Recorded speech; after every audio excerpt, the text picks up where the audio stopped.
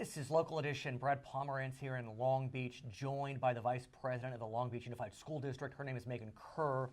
I want to speak with you about a program. I kind of want to take the class, if I may say. It is a class offered with Long Beach Unified and Cal State Long Beach. It's kind of a joint class. It's called U.S. Diversity and the Ethnic Experience. Correct. Tell us about the history of this class and what it is. So it's a survey course in ethnic studies, and there's been a push for a while to really incorporate the study of ethnic studies with our young people. Sure. And so in Long Beach, we always tend to like to do things a little different and do them our own way. I like it. And so we worked with our partners at Cal State Long Beach, who we worked through the College Promise with. Right. To help. College Promise, of course, is a program that takes Long Beach Unified students to Long Beach City College and then to Cal State Long Beach. Correct. It's a model. It is. Continue. We're very proud. So using that partnership, wanted to sit down and create something unique for our students. So with their help, we actually the professors there created this survey course to serve our juniors and seniors in high school on a Saturday. Now, if I remember correctly, your daughter is taking the class or took it? She just finished. What'd she say? I'm kind of jealous. She thought it was a spectacular class. Wow. She really, she learned a ton. Right. It gave her some insight into how a college class is taught and graded. And the great news is she will get both high school credit and college credit. Correct. Which is fantastic. And the focus of the class, should I say it, or Asian Americans, Indian Americans, American Indians, I should say, Native Americans, African Americans, and Chicano, Latinos. Correct. So the survey course is the first course that students can take. And after they take the survey course, they have the option to continue taking courses in those specialized areas. So for a student in the fall who takes the survey course, they could then in the spring take a course around Chicano studies or African studies or Asian American studies. And then if they're a junior, the next year they could take 2 additional courses. So they could really walk away with 4 classes in ethnic studies for college credit and get credit in high school. It's fantastic. Absolutely. But let me ask you, on the most basic level, why? Why is Long Beach Unified doing this? On the most basic level. Because we need to know about each other. We need our kids to understand not just their place here in Long Beach, but our history and the history of the people they're going to school with. We're an incredibly diverse city and district. And so it allows students to hear the history of some of the folks that they're going to school with. I'm sure you know that in some communities, not necessarily Long Beach, but maybe Long Beach, just the mere mention of ethnic studies raises the ire. What do you make of that? You know, I don't know, but when you think about Long Beach specifically, 85% of our students are students of color.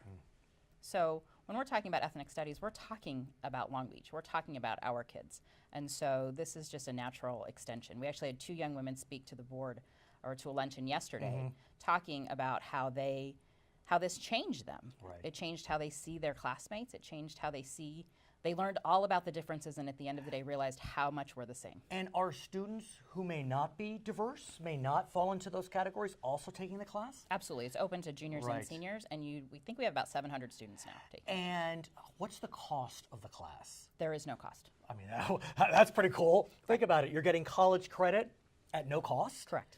I mean, if you take an AP class, you at least got to pay for the AP. I mean, this really... Well, not here. You only have to pay $5 for your AP in Well, Long Beach. still. But yes. $5, okay, but you know what I'm getting at. I mean, this really is such a deal. It is, and there's no test to take at the end of it. When you finish the course and get the grade, you finish the course. How is it? What'd your daughter say? Is it hard?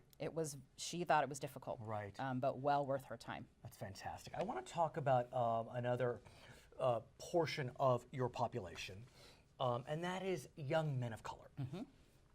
What we know is that sometimes there may be a need to provide programming for all students, but you're looking specifically at young men of color, and you're working with Rex Richardson, who's a council member Vice Mayor. in your area, to focus on young men of color and giving them programmatic options. Correct. Tell us about what it's called, the Whole Village. Right, the Whole Village Initiative, or sometimes referred to as the North Long Beach Initiative in the district. So Vice Mayor Richardson and I have known each other for a few years, both came into office right around the same time, and realized that we were serving the same constituents.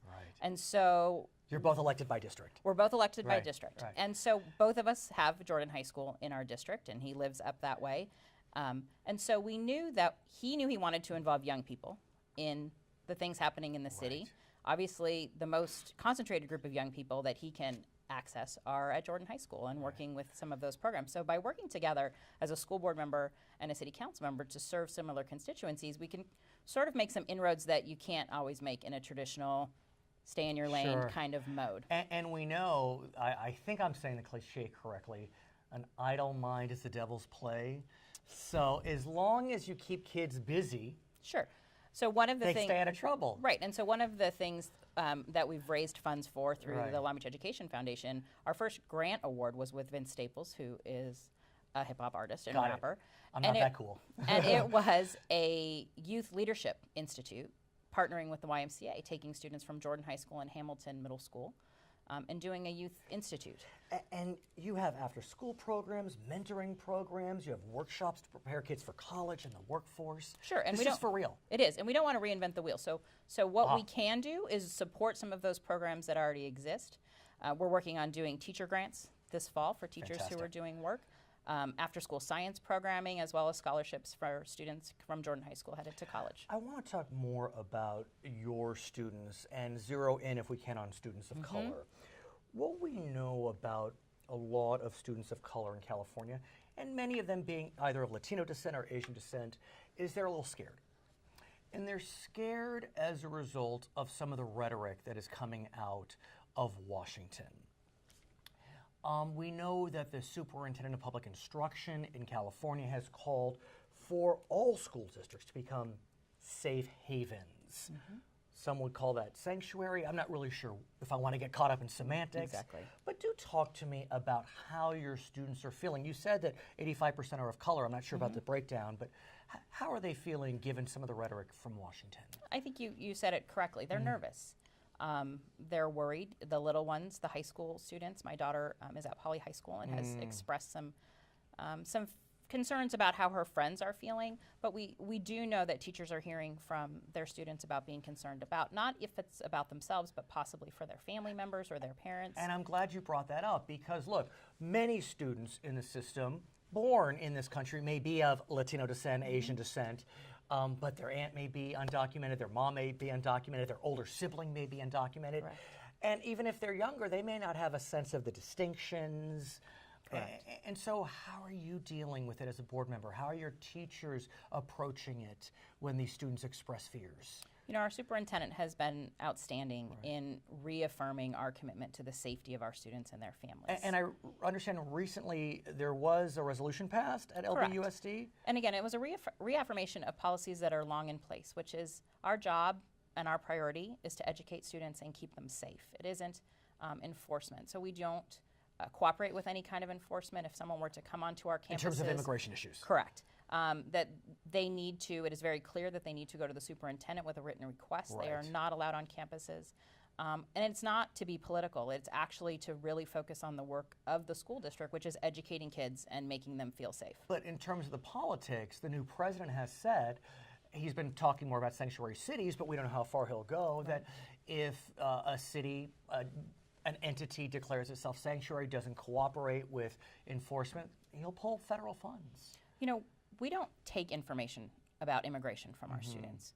We don't need that for enrollment. We don't ask for it. It's not our job. So if someone were to come up to us and say, you know, you need to turn over your information, we don't have that information. We don't take that information, and nor would we give it. That really has to come from a written request from the superintendent. But our job is to make our kids feel safe, because kids can't learn if they're worried and they feel unsafe or that something may happen. And so as a school board, my job is to make sure kids feel safe and teachers feel supported in doing that work. Her name is Megan Kerr, Vice President of LBUSD. I'm Brad Pomerance. It's Local Edition.